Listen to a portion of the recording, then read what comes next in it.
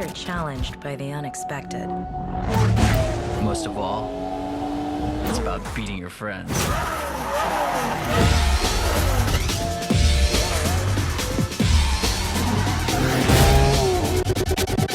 So it's exactly the same team, it's exactly the same data that makes it onto the PS Vita version as it does the PS3, 360 and the PC game. And we were very keen to do that. The PS Vita has the power, if you know how to use it, to recreate what you see on the TV game, as we call it. There are obviously challenges when you're working on a handheld device. The power isn't as great as the console versions, the memory isn't as much, but it definitely was. We were able to create exactly the same game that you would play on PlayStation 3 or 360 or PC on the PlayStation Vita, and we want to go beyond that. Whenever we're working with new hardware, we try and figure out how we can use it and use its strengths. So on Vita, we're using the touchscreen as an aid to the interface. We've also got 10 unique events on Vita, so you could say there's actually more gameplay on the Vita version.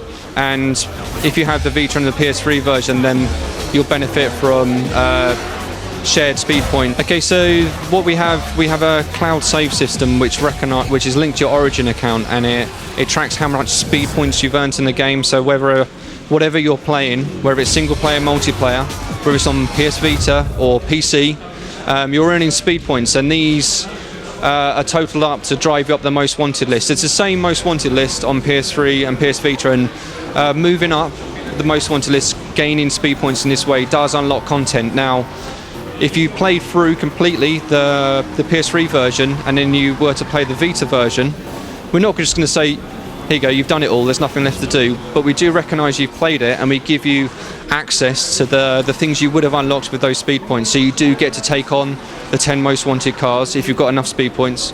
As soon as you start the game, you do have access to more of the cars and some of the features online, which we have a ranking system based on speed points, but you still get to play and try and complete the events and pursuits and all the collectibles, which are the game. They are what make the game, so we'll track those again for you. It's definitely been a challenge.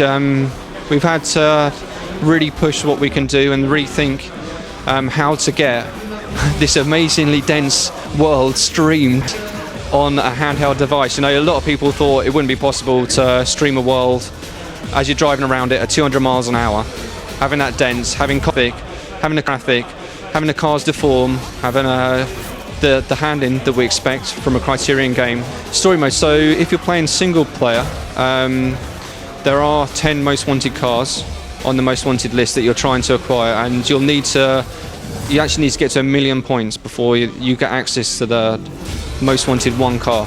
I'm not going to tell you what that is, you have to wait and find out for yourself. If you're just working through that, if you're just playing events or doing some of the collectibles, earning enough points to play that, we're looking at about 10 hours of gameplay. But if you want to do everything in the game, if you want to play every event for every car, do all the collectibles, visit everywhere in the world, we're looking more like 40 hours. So obviously this is a Criterion game. We're the same people who make the Burnout and same guys who made Need for Speed Hot Pursuit. There are obviously some similarities. If you play Burnout Paradise, you'll obviously be familiar with what we want to do with open world and social gameplay.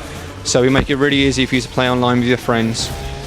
We have an intuitive handling system. We've been developing that since Burnout Paradise. We're really happy with where we've got it to.